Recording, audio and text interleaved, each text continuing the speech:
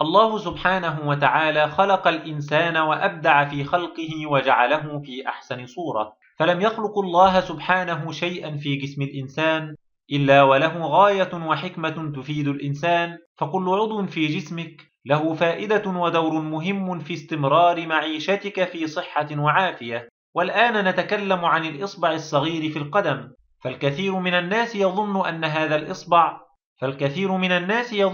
هذا الإصبع الصغير ليس له فائدة، ولكن أخي الحبيب، اعلم أن هذا الأصبع الصغير في قدمك اليمنى هو نقطة تابعة للكبد، والإصبع الصغير في قدمك اليسرى هو نقطة تابعة للقلب، ونحن نعلم أن القلب والكبد من أهم الأعضاء في جسم الإنسان، فما الذي يربط القلب والكبد بالأصبع الصغير في قدم الإنسان؟ اكتشف الأطباء أنك إذا شعرت بأي تعب في قلبك أو كبدك، فعليك أن تقوم بفرك إصبع رجلك اليمنى للكبد وفرك إصبع قدمك اليسرى للقلب.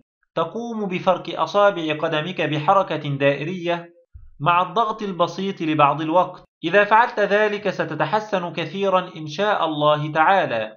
فسبحان الله تعالى الخالق العظيم الذي خلقنا وجعل الأعضاء متصلة بعضها مع بعض ومرتبطة، بحيث تكون بعض الأعضاء سببا في شفاء البعض الآخر، وهذه من معجزات الله تعالى وقدرته.